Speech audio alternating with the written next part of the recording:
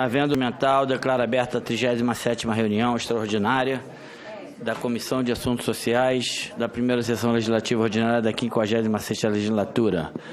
Antes de iniciarmos os nossos trabalhos, proponho a dispensa da leitura e aprovação das atas das reuniões anteriores. Os senhores senadores que o aprovam queiram permanecer como se encontram. As atas estão aprovadas e serão publicadas no Diário do Senado Federal. Comunico às senhoras senadoras e senhores senadores o recebimento dos seguintes expedientes. Aviso número 456/2019 do Tribunal de Contas da União, o qual encaminha a cópia do acórdão número 1918 de 2019, que trata de monitoramento de determinação proferida em auditoria realizada para avaliar a supervisão ministerial sobre a atuação dos Conselhos de Assistência Social. Aviso número 525/2019 do Tribunal de Contas da União, o qual encaminha a cópia que despacho, que trata de auditoria realizada na Superintendência Nacional de Previdência Complementar, na Empresa Brasileira de Correios e Telégrafos e no Instituto de Seguridade Social dos Correios e Telégrafos, com vistas a apurar a ocorrência de prejuízos nos fundos de investimentos dos quais os postais participa.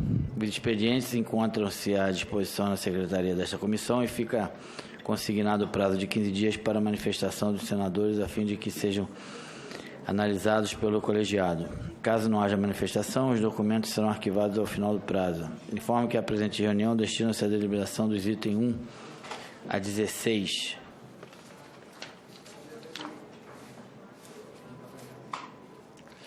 Item 1, projeto de lei número 1853/2019, não terminativo, altera o inciso 5º do artigo 6º da lei número 7.713, de 22 de dezembro de 88, para incluir a fibromialgia entre as doenças que autorizam a isenção do imposto de renda das pessoas físicas sobre proventos de aposentadoria ou reforma. Autoria senador Lucas Barreto, relatoria senador Flávio Arnes, relatório favorável ao projeto, observação, matéria a ser apreciada pela Comissão de Assuntos Econômicos em decisão terminativa. Concedo a palavra ao senador Flávio Arnes para a leitura do relatório. Agradeço, senhor presidente. Como foi dito, é um projeto de lei do senador Lucas Barreto para incluir a fibromialgia entre as doenças que autorizam isenção do imposto de renda das pessoas físicas sobre proventos de aposentadoria ou reforma, né?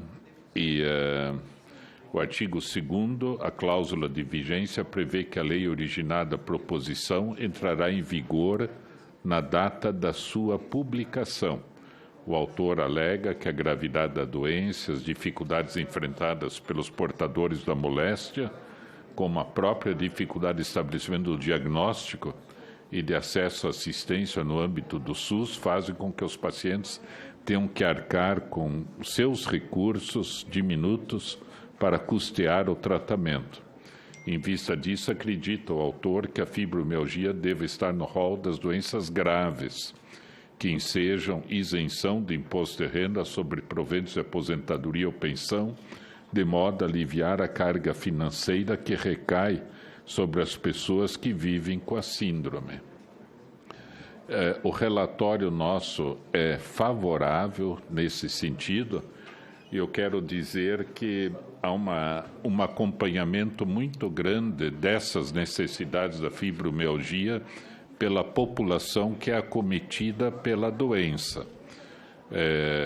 As pessoas, de fato, precisam de apoio e nada mais justo do que colocarmos, né, como o senador Lucas Barreto propõe, entre as doenças, no rol de doenças que podem ser também beneficiadas pela isenção do imposto de renda. Eu quero dar, inclusive, um depoimento de uma pedagoga de Curitiba que falou com a gente, tem fibromialgia, e ela dizendo, olha, se eu estivesse numa cidade menor, eu não sei se eu não me suicidaria em função da dor que é imensa e da dificuldade que é imensa. Então, a gente pode imaginar esse drama, que é uma doença crônica, para a população de uma maneira geral. Então, senhor presidente, o senador Marcos Duval já tinha conversado sobre isso, inclusive antes com o senador Nelsinho Trade também. O voto é pela aprovação do projeto de lei 1853/2019. Coloca a matéria em discussão. Não havendo quem queira discutir, encerra a discussão e votação do relatório. Os senhores senadores que o aprovam, querem permanecer como se encontra. Aprovado o relatório, que passa a constituir o parecer da comissão favorável ao projeto. A matéria vai à Comissão de Assuntos Econômicos.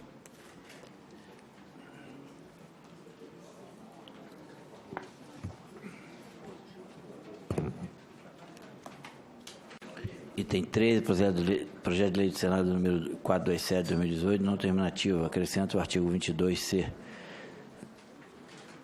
A lei número 8.212, de 24 de julho de 91, visando instruir contribuições previdenciárias sobre a receita corrente líquida para os municípios que contêm até 70 mil habitantes.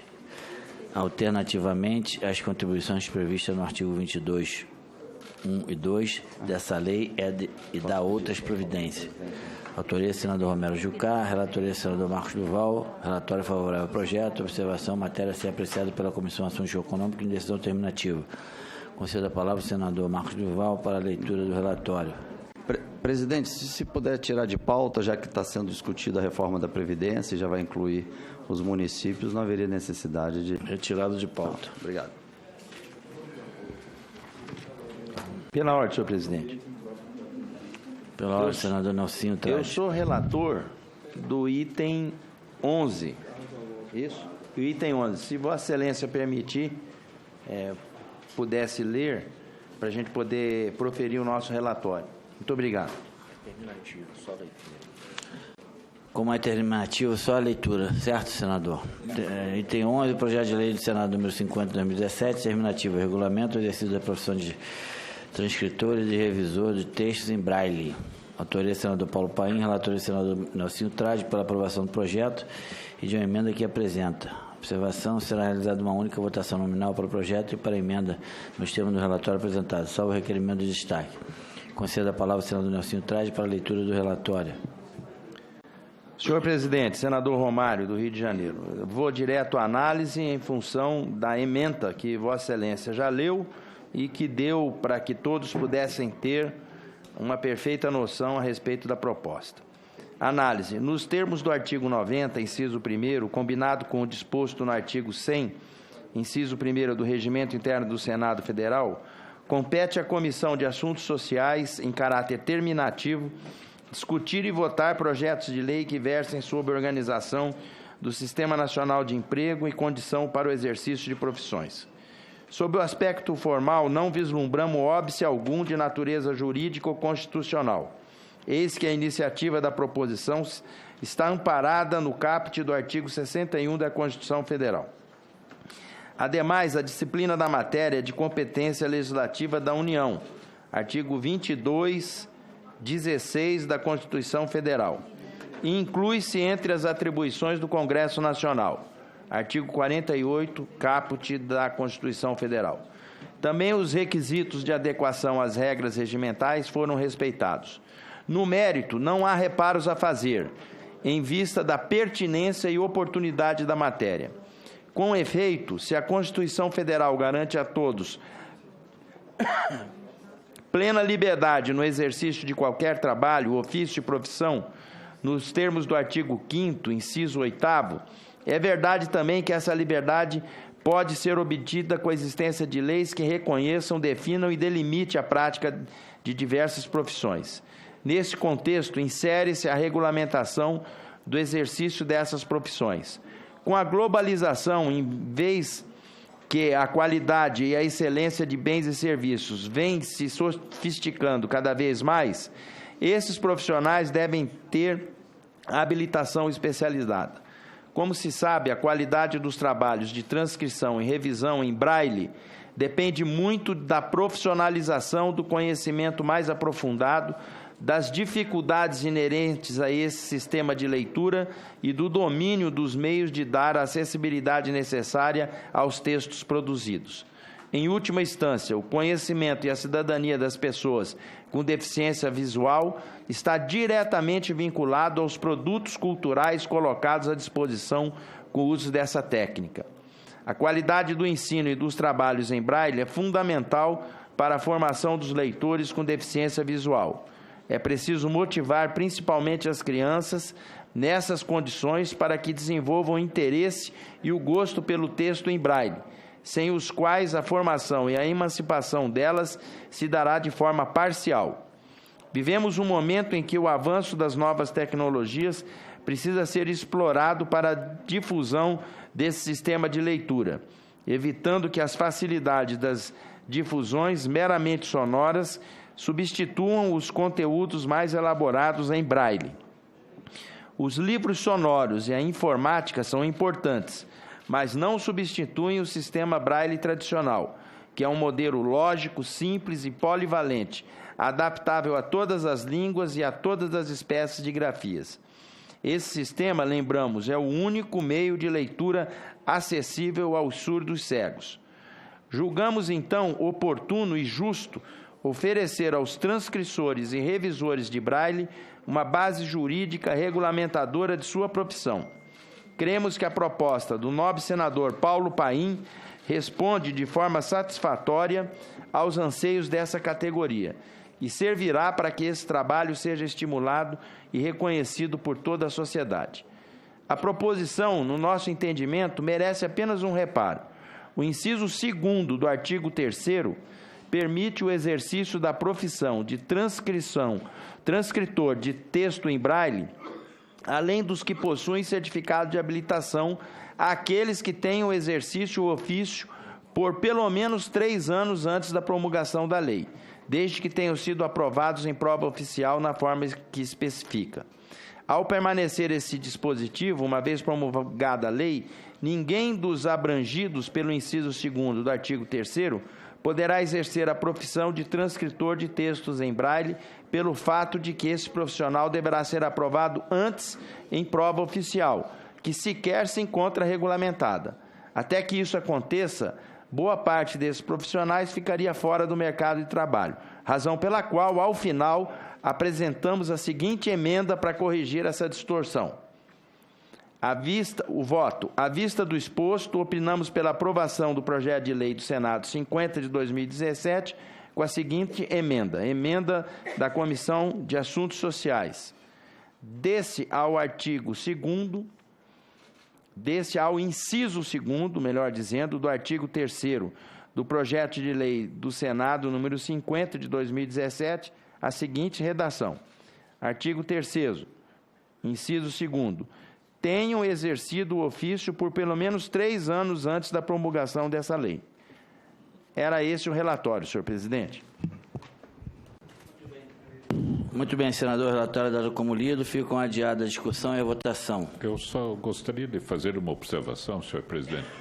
Concordo inteiramente com o relatório, só faria uma observação numa frase da análise. Esse sistema, lembramos, é o único meio de leitura acessível aos cegos, que no relatório está escrito aos surdos cegos. Tirar a palavra surdos, aos cegos. Tá bom? Não, é só, está ótimo o relatório, maravilhoso, é só uma observação de retirar uma palavra, porque depois o projeto vai ainda percorrer aí a Câmara, né, uma observação. Item 4, projeto de lei do Senado. Senhor presidente, apenas socorre a assessoria e ao nobre senador Flávio que existem pessoas que têm as duas deficiências. Então, eu quis colocar para abranger todo mundo. Tem pessoa que é surda e cega. Exato, tem a surdo-cegueira. Mas mesmo na surdo-cegueira, o único meio de leitura acessível, de leitura, é o braille. Então, porque é a deficiência visual. Bom, mas também é que ficou um pouco... não, mas eu acho que está ótimo. É só para a gente pensar, talvez mudando a redação um pouquinho, né? Item 4, projeto de lei do Senado número 326 de 2018, terminativo.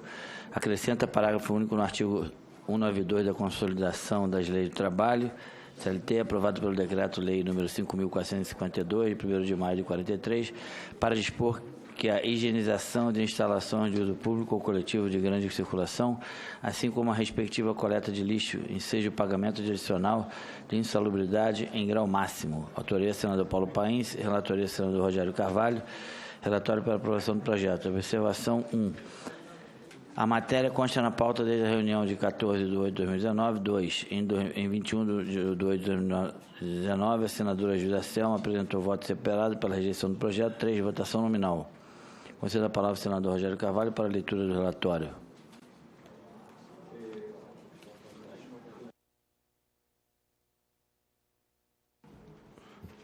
Bom dia, senhor presidente. Bom dia a todos os senadores e senadoras.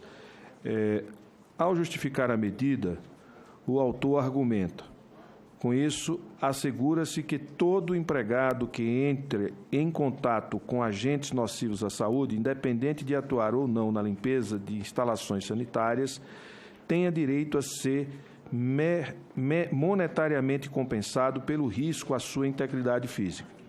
Trata-se, portanto, de proposição que confere maior dignidade aos trabalhadores brasileiros, valorizando aquele que disponibiliza sua energia vital em prol do empreendimento de outrem. Caracteriza como este projeto de lei fundamento da República Federativa do Brasil, elencado no artigo 1º, inciso 4 da Carta Magna.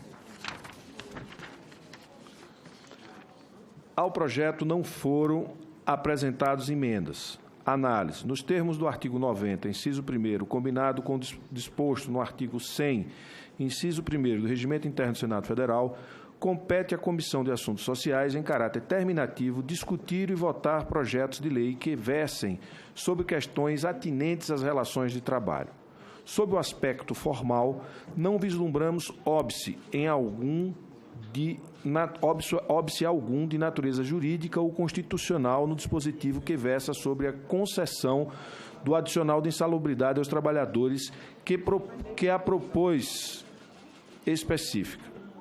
A disciplina da matéria é de competência legislativa da União, no artigo 22, inciso 16 da Constituição Federal, e inclui-se entre as atribuições do Congresso Nacional no artigo 48, caput da Constituição Federal. Também os requisitos de adequação às regras regimentais foram respeitados. Sob o aspecto material, a iniciativa dá maior efetividade ao disposto no inciso 23 do artigo 7 da Constituição Federal, que prevê como direito social do trabalhador o adicional de remuneração para atividades penosas, insalubres ou perigosas.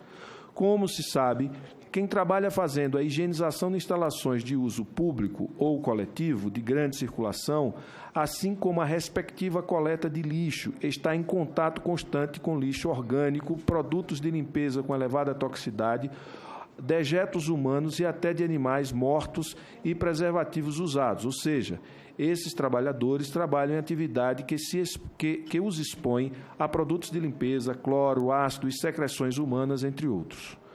O adicional de insalubridade é um direito constitucional que visa assegurar aos trabalhadores melhores condições de trabalho e evitar condições gravosas à sua saúde. Funciona como diretriz das relações de trabalho e tem fundamento na dignidade da pessoa humana. Ninguém ignora que aqueles que atuam nas atividades acima demonstram a existência de algumas patologias que afetam essa categoria de trabalhadores, tanto ao nível de riscos laborais quanto às condições psicossociais envolvidas na execução desse tipo de trabalho, já que nessas atividades sempre há condições inadequadas, insalubres e exposição a acidentes de trabalho. Por isso, entendemos que o direito subjetivo desses trabalhadores ao adicional não tem necessidade de ser conhecido somente se a respectiva atividade estiver constando como insalubre na lista do Ministério do Trabalho, para a preservação da integridade do trabalhador e do seu direito ao adicional em determinadas atividades. A insalubridade e seu grau de tolerância devem ser estabelecidas em lei, como o faz a presente proposta. Acertadamente, a proposição incorpora à legislação brasileira o princípio já consagrado na súmula número 448, inciso 2 do do Superior Tribunal do Trabalho, que garante o pagamento do mencionado adicional aos trabalhadores que higienizam instalações sanitárias de uso público ou coletivo, por onde passam diariamente, elevado o número de transeuntes e a respectiva coleta de lixo. Súmula número 448 do TST, atividade insalubre, caracterização, prevenção na norma regulamentadora número 15 da Portaria do Ministério do Trabalho, número 3.214/78, instalações sanitárias. Convenção da Orientação Jurídica número 4 da SBDI, -1, com nova redação do item 2. Redação 194/2014, DEJT, divulgada em 21, 22 e 23 de 5 de 2014. Inciso 2. A higienização de instalações sanitárias de uso público ou coletivo de grande circulação e a respectiva coleta de lixo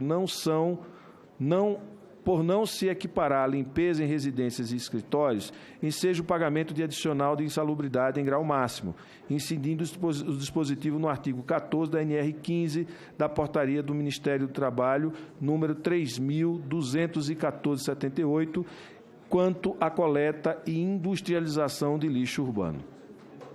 Cabe assinalar, por fim, que o projeto em tela se coaduna com o objetivo da medicina e segurança do trabalho, que é a neutralização e eliminação da insalubridade. A compensação pecuniária, sob a forma de adicional de insalubridade, tem um caráter, de certo modo, até punitivo em relação ao empregador. Por isso, representa um eficiente mecanismo para induzi-lo a adotar aquelas medidas necessárias para a preservação do ambiente de trabalho e da integralidade dos trabalhadores. O voto. Pelas razões expostas, nosso voto é pela aprovação do projeto de lei do Senado número 326 de 2018. O relatório é dado como lido, ficam adiadas a discussão e a votação. Item 5, projeto de lei número 1056 de 2019, terminativo, acrescenta o artigo 23A, a lei número 8.212, de 24 de julho de 91, plano de custeio da Previdência Social, para obrigar a empresa responsável por desastre ambiental a efetuar o recolhimento previdenciário referente a segurado falecido ou impedido de efetuar recolhimento previdenciário. Autoria, senador Paulo Paim, relatoria, senador Rogério Carvalho, relatório pela aprovação do projeto. A matéria consta na pauta desta reunião de 14 de 8 de 2019 e a votação é nominal. Concedo a palavra ao senador Rogério Carvalho para a leitura do relatório. Direto à análise, senhor presidente. Nos termos do artigo 22, inciso 23 da Carta Magna, compete à União legislar preventivamente sobre Seguridade Social, motivo pelo qual normas que disponham sobre a responsabilidade de recolher contribuições previdenciárias, mediante alterações na Lei de Custeio da Previdência Social, encontra-se no âmbito normativo do mencionado ente federado.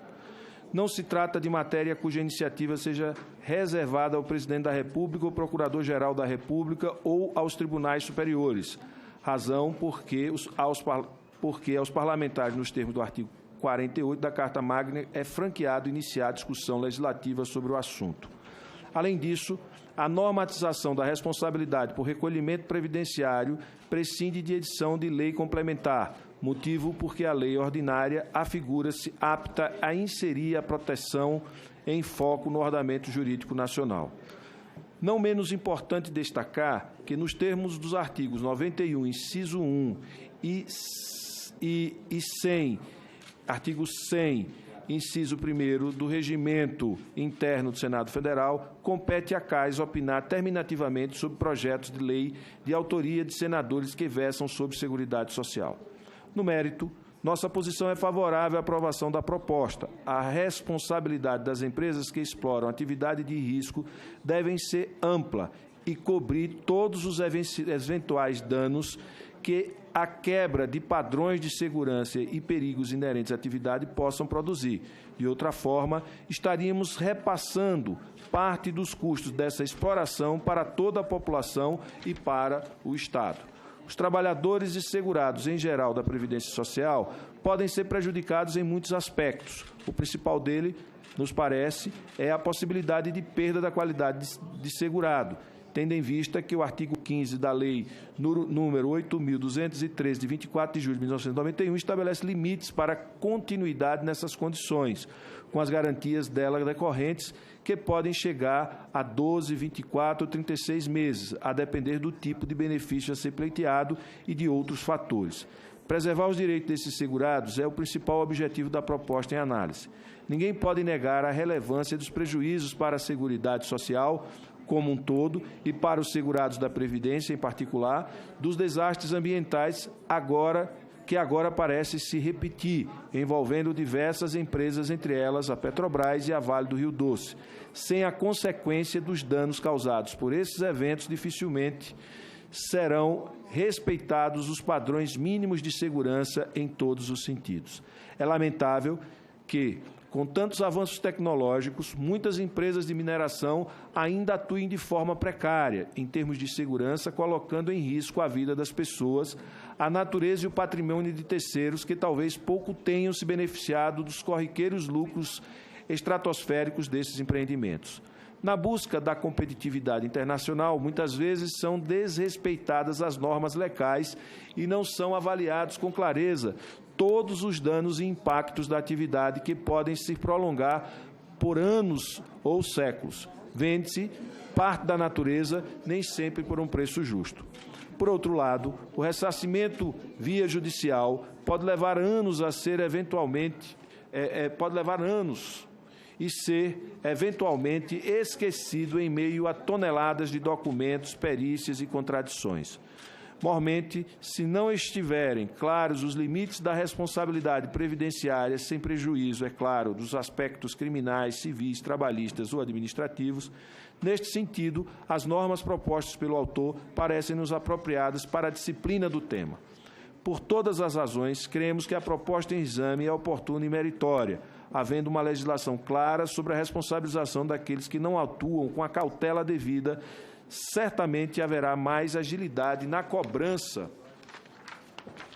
das contribuições devidas e na concessão dos benefícios decorrentes dessas contribuições. E isso vale para todo tipo de empreendimento que possa causar desastre. Voto. Em face desses argumentos, opinamos pela aprovação do projeto de lei 1056 de 2019, de autoria do nobre senador Paulo Paim. Muito bem, senador Rogério. O relatório é dado como lido. Ficam adiadas a discussão e a votação.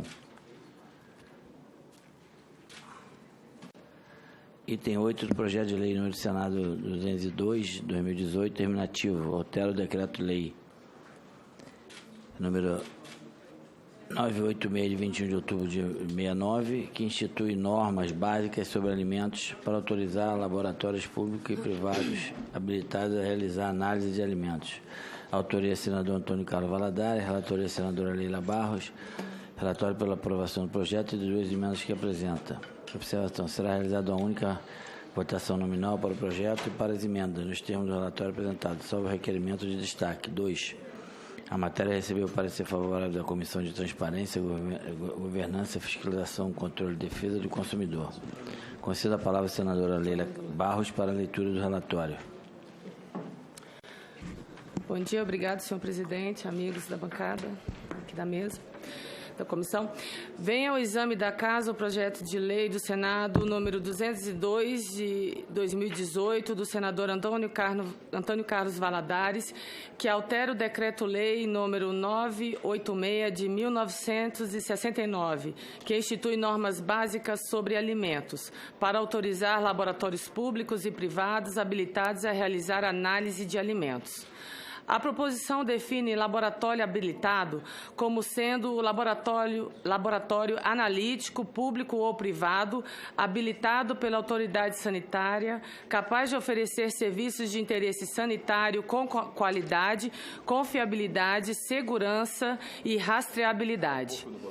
Altera também a redação de alguns dispositivos do referido decreto-lei número 986 de 1969, tão somente para acrescentar a expressão laboratório habilitado, de modo a estender a esse tipo de laboratório as atribuições atualmente exclusivas dos laboratórios oficiais. De acordo com o autor, a proposta é de interesse da própria Anvisa, a fim de evitar questionamentos jurídicos sobre a atuação de laboratórios privados devidamente habilitados pela Rede Brasileira de Laboratórios Analíticos em Saúde, REBLAS, na análise fiscal de alimentos.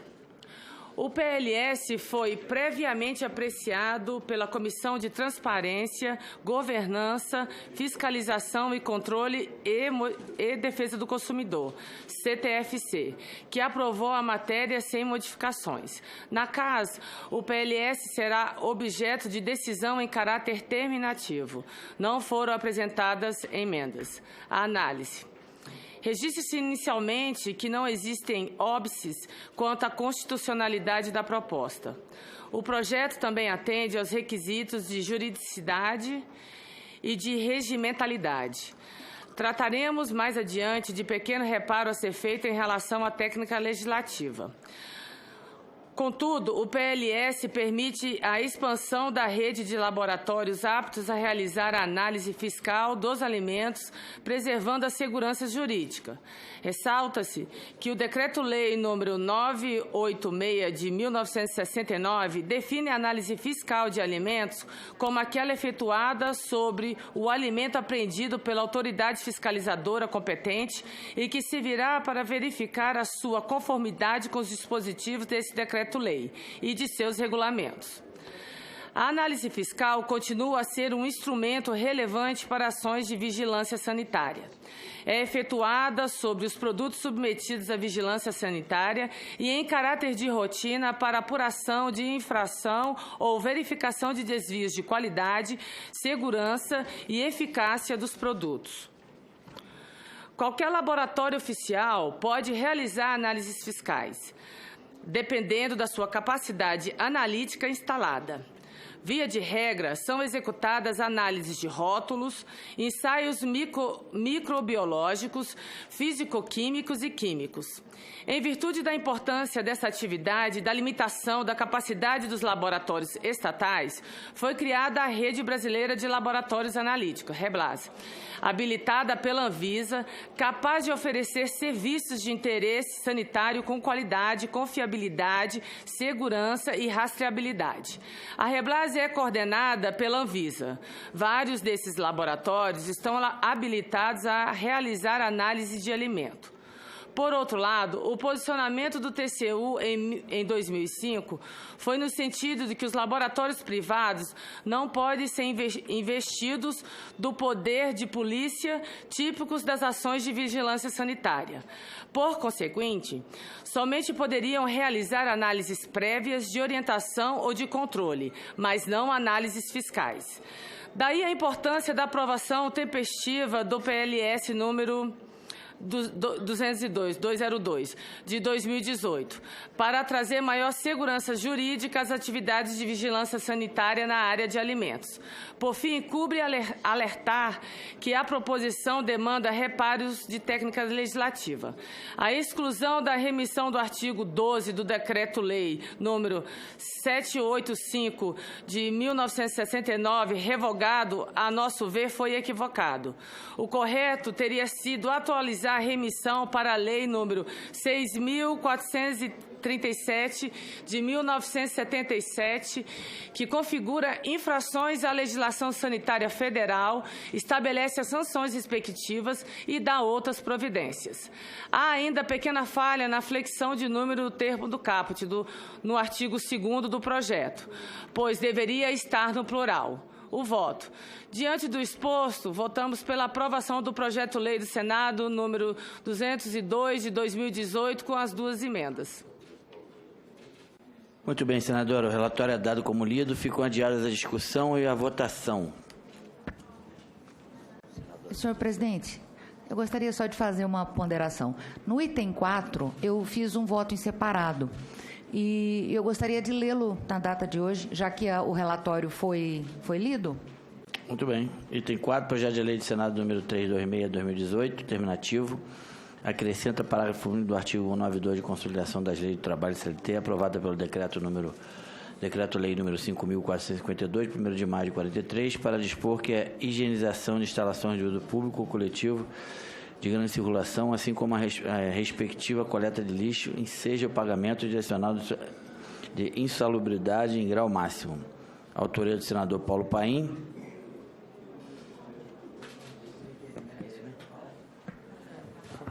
A relatória do senador Rogério Carvalho. A observação relatória pela aprovação do projeto. A observação, a matéria consta na pauta desta reunião. 14/2 de 2019 e 28/2 de 2019, a senhora juíza Selma apresentou voto separado pela rejeição do projeto. Procedo a palavra ao senador juíza Selma para a leitura do voto em separado. Muito obrigada, senhor presidente, senhoras e senhores senadores presentes. Em exame dessa Comissão de Assuntos Sociais, em decisão terminativa, o projeto de lei 326 de 2018 do senador Paulo Paim, que tem por objetivo garantir o pagamento de adicional de insalubridade em grau máximo aos trabalhadores que atuam na higienização de instalações de uso público ou coletivo de grande circulação, assim como a respectiva coleta de lixo. Ao justificar a medida, o autor argumenta: com isso, assegura-se que todo empregado que entre em contato com agentes nocivos à sua saúde, independente de atuar ou não na limpeza de instalações sanitárias, tenha direito a ser monetariamente compensado pelo risco à sua integridade física. Trata-se, portanto, de proposição que confere maior dignidade aos trabalhadores brasileiros, valorizando aquele que disponibiliza sua energia vital em prol do empreendimento de outrem. Concretiza-se com este projeto de lei o fundamento da República Federativa do Brasil, elencado no artigo 1º, inciso 4º da Carta Magna. Análise. Por meio deste voto em separado, peço vênia aos colegas para discordar do PLS 326 de 2018, que apresenta diversos pontos que afrontam a legislação brasileira vigente, senão vejamos. A CLT, em seu artigo 195, prevê que o Ministério da Economia, antigo Ministério do Trabalho, aprovará o quadro das atividades e operações insalubres e adotará normas sobre os critérios de caracterização da insalubridade, os limites de tolerância aos agentes agressivos, os meios de proteção e o tempo máximo de exposição do empregado a esses agentes. Essa caracterização e a correspondente classificação são feitas por perícia que fica a cargo de engenheiro de segurança ou médico do trabalho, devidamente registrados na Secretaria Especial de Previdência do Trabalho do Ministério da Economia, na forma da norma regulamentadora número 15, que trata de atividades e operações insalubres, aprovada pela portaria MTB 3214 de 1978. A NR15 disciplina que quaisquer alterações em sua norma relativamente às atividades ali elencadas devem ser aprovadas por meio de portaria do Ministério da Economia, antigo Ministério do Trabalho. Como exemplo, podemos citar uma das últimas alterações de atividades elencadas na referida NR15, feita pela portaria MTB 1084/2018. Então, eu trago aqui um print dessa portaria. Como se pode ver na portaria citada, é o ministro de Estado que tem competência para regulamentar a matéria, sendo uma de suas atribuições elencar os tipos de atividades ou operações insalubres, conforme previsto no inciso 2 do parágrafo único do artigo 87 da Constituição Federal. Na mesma esteira, os artigos 155 e 200 da Consolidação das Leis do Trabalho também prevêem que a competência do Ministério do Trabalho, que atualmente são atribuições do Ministério da Economia. Corroborando com esse entendimento, a jurisprudência ensina que a insalubridade deverá ser constatada por perícia médica e a atividade exercida deverá constar entre aquelas descritas nos quadros da NR15. A súmula 194 do STF explicita a competência do ministro de Estado para determinar quais são as atividades insalubres. Nesse mesmo sentido, a súmula 460 do STF prevê que, mesmo nas hipóteses de perícia judicial em ação trabalhista, é necessário o enquadramento das atividades nos quadros da NR15. Ainda cabe ressaltar que a NR15 tem diversos anexos que separam adequadamente os tipos de insalubridades encontradas nas atividades laborais e as classifica da seguinte forma. Temos aqui 14 anexos. No caso da atividade mencionada no PLS 326 de 2018, mais especificamente, limpeza e coleta de lixo de banheiros, entendo que deve ser descrita na NR15 do anexo 14, que trata sobre agentes biológicos. Superando esse óbice constitucional, consigno que é muito vago o conceito do que seriam instalações sanitárias de uso coletivo de grande circulação, uma vez que não foram estabelecidos parâmetros capazes de dimensionar a quantidade de pessoas que circulam diariamente em um determinado local, seja empresa, escritório, hotel, outro empreendimento qualquer, o que dificulta a fixação de critérios para a concessão do direito. Portanto, a alteração abre precedente perigoso, eis que ao estender o pagamento de adicional de insalubridade a atividades de limpeza realizadas em espaço público ou coletivo de grande circulação, meramente presumindo um risco sem que efetivamente a insalubridade seja constatada por meio de prova técnica pericial. Destaca-se assim que o projeto, na forma como apresentado, qualifica todas as atividades de limpeza de públicas ou coletivas de grande circulação como insalubres, sem possibilidade de realização das perícias nos casos concretos. Importante ressaltar que o direito do empregado ao adicional de insalubridade termina com a eliminação do risco à sua saúde ou integridade física, conforme preceito do artigo 194 da CLT. Por fim, a indicação do inciso 2 da súmula 448 do TST na justificativa do autor para fundamentar a proposta é inadequada, já que o entendimento da forma como é apresentado é subjetivo e acarreta insegurança jurídica, uma vez que o projeto não observa os óbices constitucionais, jurisdicionais e regulamentares. Voto pelas razões esposadas acima, o voto é pela rejeição do PLS 326 de 2018, que é medida necessária e recomendável ao caso. Eu só gostaria de fazer uma observação nesse sentido,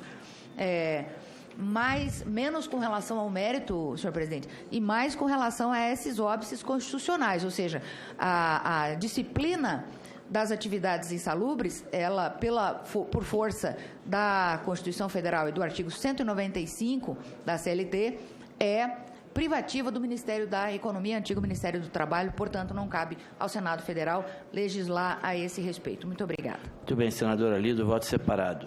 Pela ordem, senhor presidente.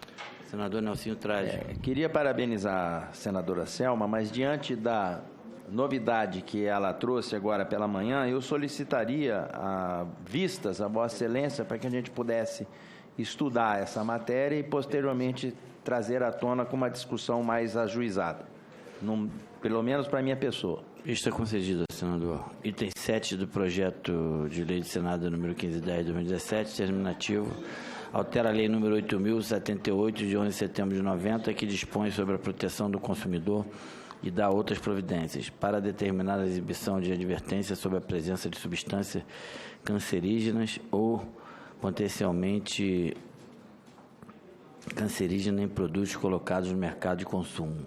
Senador, autoria senador Jader Barbalho, relatoria senador José Selma, pela aprovação do projeto e de uma emenda que apresenta. Observação: será realizada uma única votação nominal para o projeto e para a emenda, nos termos do relatório apresentado, salvo requerimento de destaque. Concedo a palavra ao senador José Selma para a leitura do relatório. Muito obrigada, senhor presidente. Trata-se de projeto de lei de autoria do senador Jader Barbalho, que altera a Lei 8.078, de setembro de 90, Código de Defesa do Consumidor, e determina a exibição de advertência sobre a presença de substâncias cancerígenas ou potencialmente cancerígenas em produtos colocados no mercado de consumo. O projeto inclui um parágrafo único no artigo 9º do CDC para determinar que os rótulos e embalagens de produtos colocados no mercado de consumo deverão exibir advertências sobre a presença de substâncias cancerígenas ou potencialmente cancerígenas, de acordo com a Lista Nacional de Agentes Cancerígenos para Humanos. Segundo o dispositivo, nessa advertência deverá ser exibida de maneira ostensiva e adequada na forma do regulamento. A lei originada do projeto entrará em vigor 90 dias após a data da publicação. De acordo com o autor da proposição, os diferentes tipos de câncer acarretam grande demanda de atendimento no âmbito do Sistema Único de Saúde, os quais consomem significativo volume de recursos, cujo crescimento no período de 2010 a 2015 foi da ordem de 66%. Em publicação de 2013, a Agência Internacional de Pesquisa em Câncer da Organização Mundial de Saúde elaborou uma lista das substâncias cancerígenas e das situações de risco para a saúde das pessoas. Com base nessa lista, os Ministérios do Trabalho e Emprego, da Saúde e Previdência Social publicaram no Brasil a Lista Nacional de Agentes Cancerígenos para Humanos, a LINAC, constitui a referência que o autor da proposição utiliza para determinar que todos os produtos colocados no mercado de consumo tragam advertência sobre a presença de alguma dessas substâncias listadas que pode acarretar risco de câncer. A proposição foi distribuída exclusivamente para análise da CAS, que decidirá em caráter terminativo. No prazo regimental, não foram apresentadas emendas. Em 30 de maio de 2018, foi lido na Casa o relatório elaborado pela senadora Marta Suplicy, mas a discussão e a votação da matéria foram adiadas e não ocorreram até o final da legislatura. Por concordar com a análise nele apresentada, reproduzimos nesse documento grande parte daquele relatório. Nos termos do artigo 2º, do inciso 2º do artigo 100 do Regimento Interno do Senado Federal, compete à CAS apreciar o projeto sobre a perspectiva de proteção da saúde.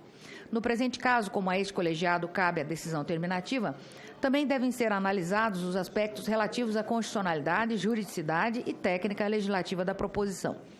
Com relação ao mérito, devemos reconhecer, à luz dos dados atuais sobre morbidade e mortalidade por câncer, que o projeto de lei sob análise trata de tema de extrema relevância para a saúde pública brasileira. Estimativas do Instituto Nacional de Câncer José Alencar Gomes da Silva, INCA, indicam que para o biênio 2018-2019 haverá a ocorrência de 600 mil novos casos de câncer por ano. À exceção do câncer de pele, não melanoma, os tipos de câncer mais incidentes em homens serão de próstata, pulmão, intestino, estômago e cavidade oral. Nas mulheres, os cânceres de mama, intestino, colo do útero, pulmão e tireoide serão os mais frequentes. O processo de envelhecimento da população brasileira aponta para um cenário epidemiológico em que se espera um aumento expressivo da prevalência do câncer, com impacto financeiro significativo sobre o SUS, que deve assegurar atenção adequada às pessoas com a doença. Além do câncer acometer um número cada vez maior de doentes, as ações para seu diagnóstico e tratamento apresentam alta complexidade e custos crescentes. Conforme já foi mencionado, de 2010 a 2015, o gasto do Ministério da Saúde com tratamentos contra câncer cresceu 66%, tendo passado de 2,1 bilhões para 3,5 bilhões de reais. O aumento do número de casos de câncer ocorre não só pelo fenômeno do envelhecimento populacional, mas também pela maior exposição das pessoas a fatores de risco, muitos deles evitáveis, como o tabagismo, alimentação inadequada e sedentarismo. De acordo com a OMS, cerca de 30% a 50% das mortes por câncer poderiam ser evitadas. A perspectiva de aumento da incidência de câncer na população indica a urgência de se investir na promoção de saúde, com foco na modificação dos padrões de exposição a fatores de risco.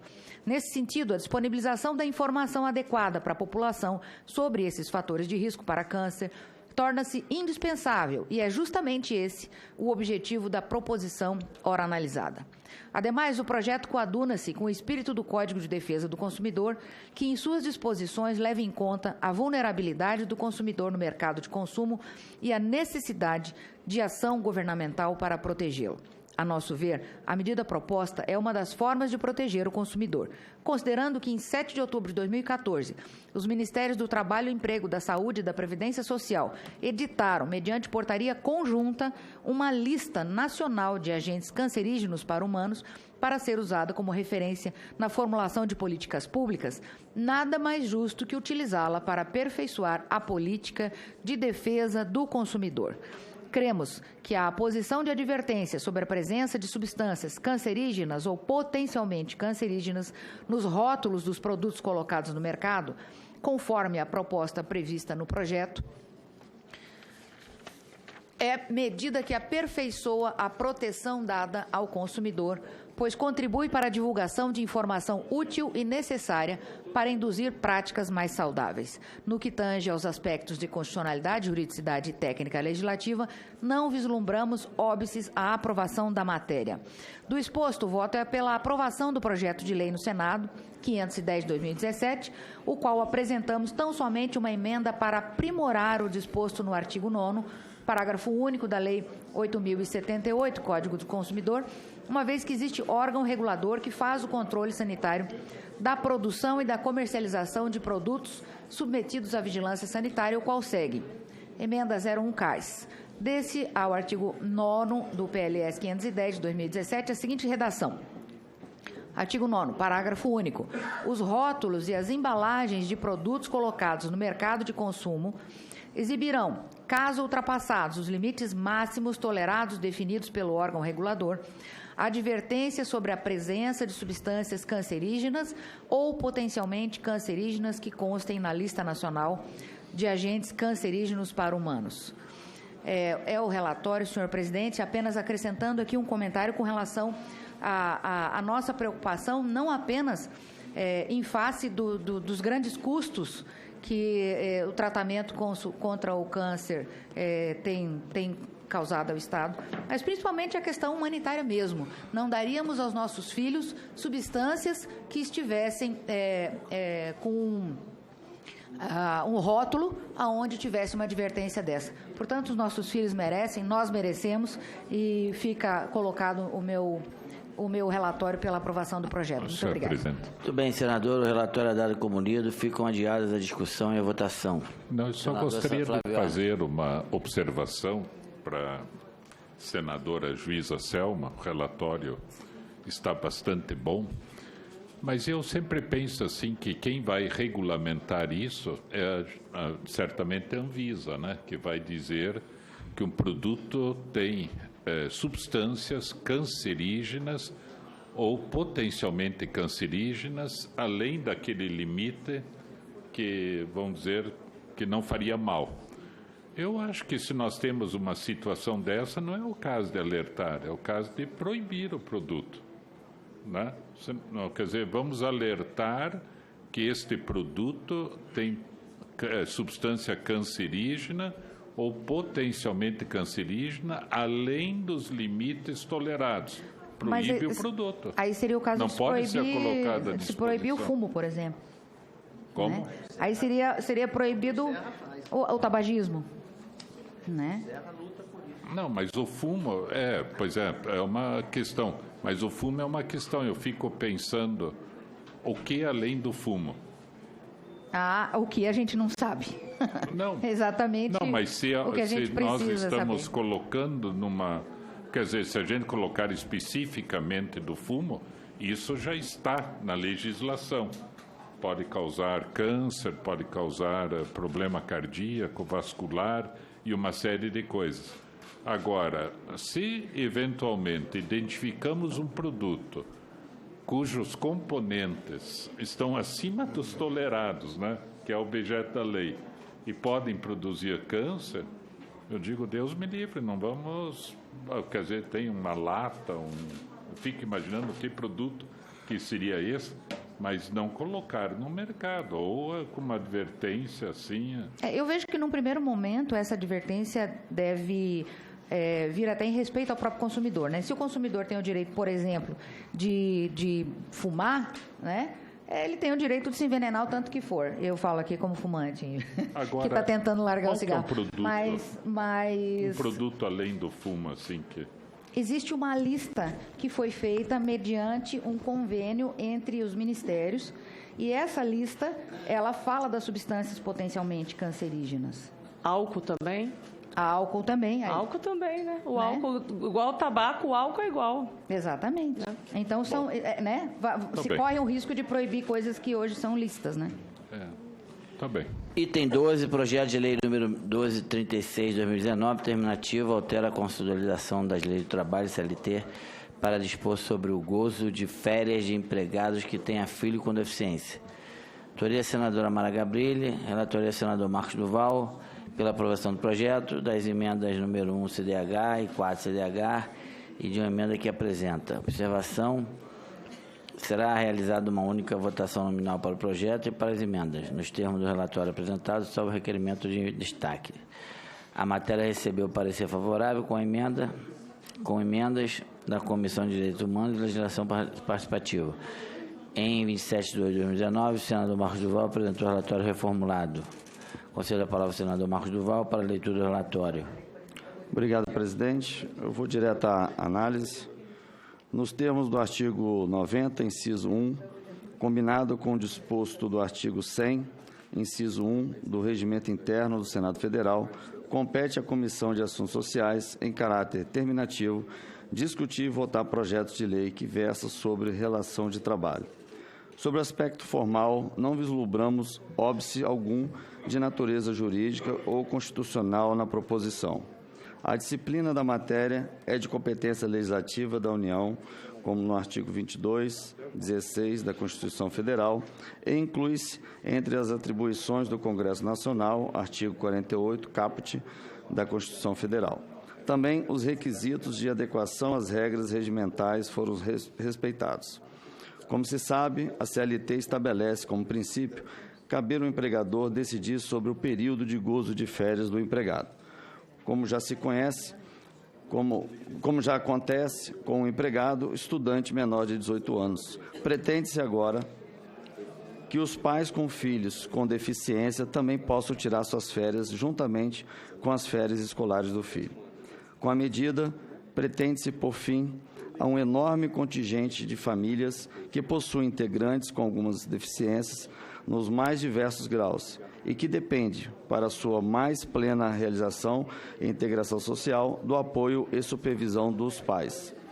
A despeito de possíveis transtornos que a mudança ora possa trazer à rotina da empresa, a norma que se procura implementar encontra-se em perfeita harmonia e dá maior efetividade ao princípio da função social da empresa, previsto pela Constituição Federal em seu artigo 5º, inciso 23. No inciso 23, fala: a propriedade atenderá à sua função social.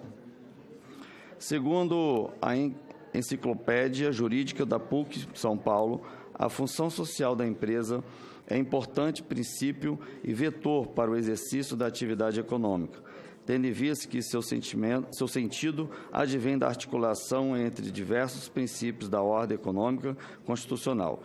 Longe de ser mera norma interpretativa e integrativa, traduz-se igualmente em abstenções e mesmo em deveres positivos que orientam a atividade empresarial, de maneira a contemplar, além dos interesses do sócio, os interesses dos diversos sujeitos envolvidos e afetados pela empresa, como é o caso dos trabalhadores, dos consumidores, dos concorrentes, do poder público e da comunidade como um todo. Dessa maneira, a função social da empresa contém também uma essencial função sistematizadora de ordenamento jurídico, sendo adensado por intermédio de normas jurídicas que têm por objetivo compatibilizar os diversos interesses envolvidos na atividade econômica, ao mesmo tempo que se busca a preservação da empresa e da atividade lucrativa que assim a qualifica. Em suma, o objetivo de alcançar o sucesso financeiro da empresa só será legítimo quando ela cumpre seu papel de geradora de emprego e assegura aos seus colaboradores uma existência digna. Nesse contexto, o PL número 1236, de 2019, é meritório e atende à antiga reivindicação daqueles trabalhadores que têm em sua família filhos com deficiência e necessitam que suas férias coincidem com as férias escolares deles para que possam dar-lhes um cuidado especial durante esse período. A proposta não acarreta qualquer ônus ao empregador e, excepcionalmente, transfere a iniciativa para definir o período de férias que pertence ao empregador para o empregado que tem um filho com deficiência. Por fim, com o intuito de adequar o texto da emenda do presente projeto, a alteração procedida pela emenda número 4 da CDH, propomos ao final deste, por meio de emenda, a substituição da expressão filho com deficiência por pessoa com deficiência sob sua guarda ou tutela. Pelas razões expostas, nosso voto é pela aprovação do projeto de lei número 1236, de 2019, na forma do texto aprovado pela Comissão de Legislação Participativa e Direitos Humanos, com as seguintes emendas. Altera a consolidação da Lei do Trabalho, CLT, para dispor sobre o gozo de férias de empregado que tenha pessoa com deficiência sob sua guarda ou tutela. Inclui-se no parágrafo 3º do artigo 136 do Decreto de Lei nº 5.452, de 1º de maio de 1943, a consolidação da Lei do Trabalho, adicionado na forma do artigo 1º do projeto de lei número 1.236, de 2019, o seguinte inciso: artigo 136, parágrafo 3º, 1. É considerada pessoa com deficiência aquela que se enquadra nas definições previstas no artigo 2º da Lei nº 13.146, de 6 de julho de 2015. Encerro aqui a minha relatoria. Muito obrigado. Muito bem, senador. Relatório dado como lido. Fico adiado a discussão e a votação. Item 14, projeto de lei número 580 de 2019, não terminativo, destina percentual da arrecadação de loterias para o Fundo Especial para Calamidade Pública, FUNCAP. Autoria, senador Álvaro Dias, relatoria, senador Rosa de Freitas. Favorável ao projeto, o sistema substitutivo que apresenta. Observação, matéria a ser apreciada pela Comissão de Assuntos Econômicos em decisão terminativa. Concedo a palavra à senadora Rosa de Freitas para a leitura do relatório. É o item 14. Item 14. Projeto de lei 580 de 2019. Que destina percentual da arrecadação das loterias para o Fundo Especial de Calamidade Pública. Perfeito. Eu já li esse relatório, não me lembro mais. Não. Não? Então, eu vou ler o relatório.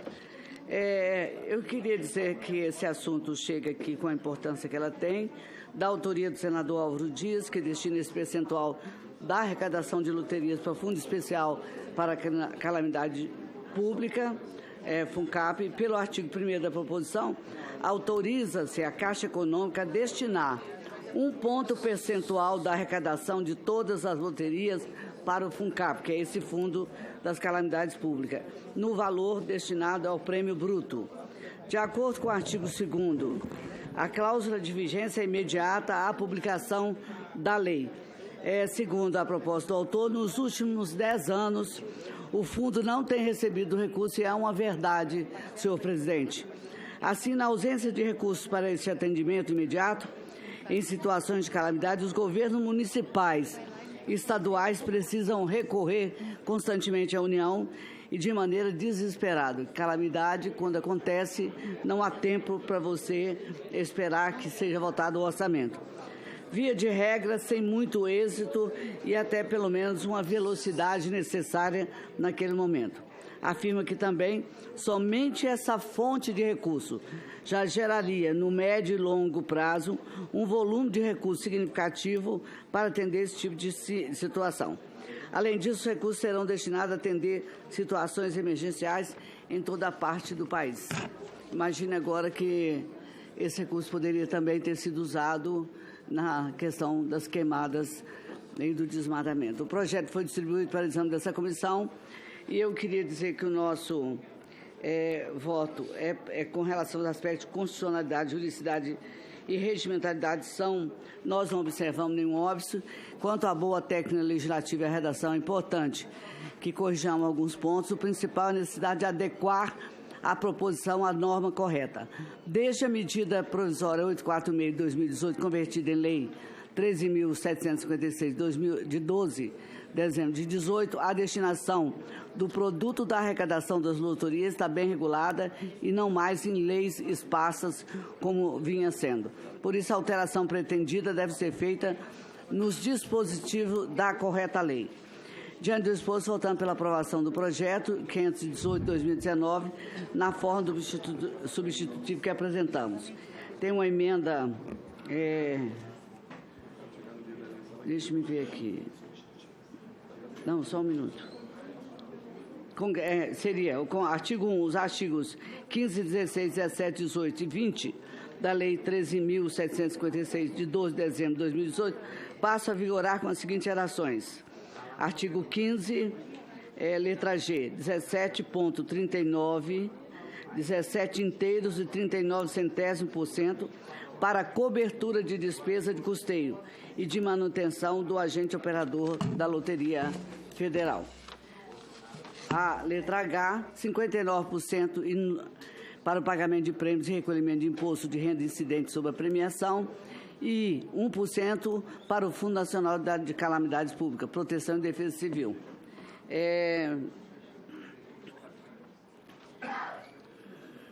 O artigo 16, na letra H, 19,13%, 19 inteiros e 13 centésimos% para a cobertura de despesas de custeio e manutenção do agente operador da loteria de prognósticos numéricos, 42,79%, 49,2 inteiros e 79 centésimos% para o pagamento de prêmios e recolhimento do imposto de renda incidente sobre a premiação.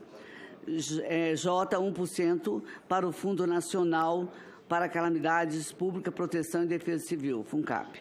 Artigo 17, J, 20% para a cobertura de despesas de custeio e manutenção do agente operador da loteria de prognóstico específico, K, 49%, 49 inteiros e 75 centésimos% para o pagamento de prêmios e recolhimento do imposto de renda incidente sobre a premiação.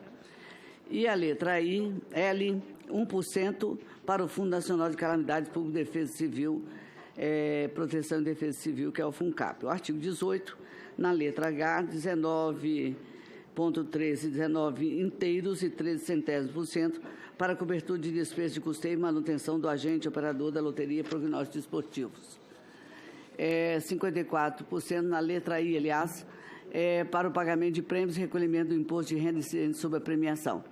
E J, 1% para o Fundo Nacional de Calamidade Pública e Proteção de Defesa Civil, FUNCAP novamente. Artigo 20, no inciso 6, 18,3, 18 inteiros e 3 décimos% para as despesas de custeio e manutenção do agente operador da Lotex. No 7, 64% para o pagamento de prêmios e recolhimento do imposto de renda incidente sobre a premiação, e o 8º, 1% para o Fundo Nacional para Calamidades Públicas, Proteção e Defesa Civil. Essa lei entra em vigor na data de sua publicação, e é esse o relatório, senhor presidente. Eu só quero ressalvar que é importante por demais que nós possamos tratar algum dia nesta casa, e nesse momento se torna oportuno, como é que nós podemos ter fundo para enfrentar as calamidades públicas. Meu Estado já foi assolado por várias delas. E sei a peregrinação que eu, como todos os parlamentares, fazemos no Ministério à procura de recursos da Defesa Civil, que é onde se recorre quando é decretada a calamidade pública, e não tem fundo. No orçamento da União, o primeiro a ser esfaqueado é o Fundo da Integração Nacional, que todos conhecem, e que, na verdade, é no setor de defesa civil. Então, eu parabenizo o senador Álvaro Dias e acho que essa destinação é muito proba e muito oportuna. Muito bem, senadora. Coloca a matéria em discussão. Não havendo quem queira discutir, encerra a discussão. Em votação, relatório. Os senhores senadores que o aprovam, queiram permanecer como se encontram. Aprovado o relatório, que passa a constituir o parecer da comissão favorável ao projeto, com a emenda 1 da CAIS, substitutivo. A matéria vai à Comissão de Assuntos Econômicos. Item 16, requerimento da Comissão de Assuntos Sociais número 101/2019, autoria senador Irajá, subscrito por Nelsinho Trade. Senador Nelsinho Trade. Passo a palavra ao senador Nelsinho Trade para a leitura do requerimento. Senhor presidente, obrigado. Apenas para requerer, nos termos do artigo 93, inciso 1º do Regimento Interno do Senado, que na audiência pública, objeto do requerimento 93 de 2019, da vossa comissão, da CAS, com o objetivo de instruir o PLS 539 de 2018, que acrescenta o artigo 200-A em incisos a consolidação das leis do trabalho para estabelecer regras para o procedimento de regulamentação da segurança e saúde do trabalho, que sejam incluídos os seguintes convidados: Robson Braga de Andrade, presidente da Confederação Nacional da Indústria, CNI, José Roberto Trados, presidente da Confederação Nacional do Comércio, Vander Francisco Costa, presidente da Confederação Nacional do Transporte. Justificativa. O requerimento 93/2019 da CAS, no válido intuito de promover o debate a respeito da proposição, propõe a audiência de membros de instituições ligadas ao Poder Judiciário e ao Ministério Público. portanto, representantes do poder público. Para enriquecer as discussões, no meu entendimento, muito apropriadamente, com a apresentação de contrapontos de representantes dos setores empresariais, proponho o aditamento do referido requerimento para a inclusão dos convidados apresentados na lista de debatedores da audiência pública. Com isso, com certeza, o debate será muito mais enriquecido. Era isso. Muito bem, senhores senadores que o aprovam, quero permanecer como se encontra. Aprovado. Senhor presidente, eu só queria também subscrever um requerimento do senador Paulo Paim, se o senador Nelsinho Trade permita, que seria o requerimento número 103, 2019, da CAS, onde o senador Paulo Paim, ele não está aqui porque ele está debatendo a questão da Previdência, né? Com o objetivo de instruir o PLS 539/2018, que acrescenta o artigo 200A e incisos à CLT, para estabelecer regras para o procedimento de regulamentação da segurança e da saúde no trabalho, seja incluído também o seguinte convidado: Carlos Fernando da Silva Filho, presidente do Sindicato Nacional dos Auditores Fiscais do Trabalho, SINAT. Eu acho que está aí, né, também. Os senadores, sobre a inclusão extra-pauta ao requerimento número 103 de 2019 da CAIS, apresentado pelo senador Paulo Paim, subscrito pelo senador Arnes. Não havendo óbice, passa a palavra ao senador, que acabou de dizer.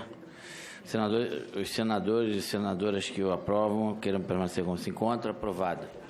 Senhor presidente, eu queria também solicitar a subscrição do requerimento. É importante essa audiência pública. Vou consultar se o autor está de acordo, no caso Paulo Paim, para que a gente possa apoiar o requerimento em questão. Vossa Excelência colocou em votação. Consulto as senhoras senadoras, a inclusão extra-pauta. Não, eu só queria subscrever o do Paulo Paim, que foi votado. E agora eu gostaria de fazer um requerimento a Vossa Excelência, antes registrando que o faço motivado pelo trabalho que essa comissão faz, da importância que ela tem para debater temas que até agora nunca haviam sido inseridos em pauta nenhuma nesta casa. E nesses termos, nos termos do artigo 93 do Regimento Interno, que eu gostaria de solicitar, com esse requerimento, a audiência pública para debater a hemofilia. É um assunto que até hoje não vem sendo tratado adequadamente, e para essa audiência convidaria, se todos estiverem de acordo, os representantes dos seguintes órgãos: o Mandetta, ministro da Saúde, o Denizar Viana, diretor da Comissão Nacional de Incorporação e Tecnologia, também do Ministério da Saúde, o Flávio Vormitac, coordenador da Coordenação de Sangue e Hemoderivados do Ministério da Saúde, Tânia Pietrobelli, presidente da Federação Brasileira de Hemofilia, representante da CAT, Comitê de Assessoramento Técnico, também da Frente de Hemofilia Nacional. Eu submeto, se Vossa Excelência assim o entender, esta pauta para que a gente possa ter a oportunidade de debater essa doença genético-hereditária, que é caracterizada pela desordem do mecanismo de coagulação do sangue e se manifesta quase exclusivamente no sexo masculino. Portanto, é importante tratar dos tipos de hemofilia que temos, classificá-las, entendê-las, publicar e dizer que entra na nossa pauta todos os segmentos, como Vossa Excelência está fazendo, enfermidades que possam passar despercebidas e não têm atenção devida dos ministérios e dos órgãos públicos. Muito obrigada. Muito bem, consulto os senadores sobre a inclusão extra-pauta do requerimento número 104 de 2009 da CAIS, apresentado pela senadora Rose de Freitas. Os senadores e as senadoras que o aprovam, quero permanecer como se encontra. Aprovado. Senhor presidente, eu gostaria só de pedir a inclusão de um representante do Ministério da Economia, obviamente concordando com a realização do evento. Senadora o nome Rose de eu me Freitas. comprometo a passar oportunamente. Não, eu só queria entender por quê. Por orientação da liderança do meu partido. Certo, eu estou tendo, graças a Deus, a concordar com Vossa Excelência sempre, sabe? A gente diverge em alguns assuntos, mas o seu trabalho é profícuo. Aqui não se trata de acrescentar a liderança do governo, não é só esse, todos os governos. É um longo de 30 anos, vejo isso como também uma doença rara, tá certo? Quando se fala em fazer uma pauta que vá dar foco e luz a um debate que não existe e que é necessário ser colocado no nosso trabalho. Aqui nós estamos pedindo audiência para debater, não tem custos. O custo que tem é o senador sentado aqui, é o quórum, a presidência, os assessores, não custa nada ao governo. Me desculpa, eu queria ficar contrário a essa orientação do partido de Vossa Excelência. Obrigada, doutora. Não, de qualquer forma, eu mantenho o requerimento. Senadora Selma, não me leve a mal. Não, claro, com mas certeza. É que está virando uma mania, e quando não se tem até o quórum adequado, nós deixamos de colocar pautas importantes. Porque se tivesse custos, como recentemente uma matéria, a minha e a senadora Soraya pediu, entendia que era, eu acho que nesse caso está exacerbado aí as orientações do líder, inclusive do meu partido às vezes, está certo? Ok. Então, nada contra Vossa Excelência, por favor, não me entenda assim. Não, que isso. Obrigada. Senhoras e senadores que eu aprovo, queiram permanecer como se encontram. Aprovado o requerimento, sem o pedido de inclusão do nome da senadora juíza Selma. Informo que no dia 3 de setembro, terça-feira, às 14 horas, haverá reunião extraordinária da Subcomissão Permanente da Pessoa com Deficiência em forma de audiência pública destinada a debater questões relacionadas à síndrome de Tourette. Convoco para o dia 4 de setembro, quarta-feira, às 9 horas e 30 minutos, reunião extraordinária dessa comissão, destinada à deliberação de proposições, e logo em seguida, às 10 horas e 30 minutos, reunião extraordinária em forma de audiência pública, destinada a analisar o programa para a educação e contra as drogas. Juventude na Islândia. Nada mais havendo a tratar, declaro encerrada a presente reunião. Muito obrigado a todos pela presença.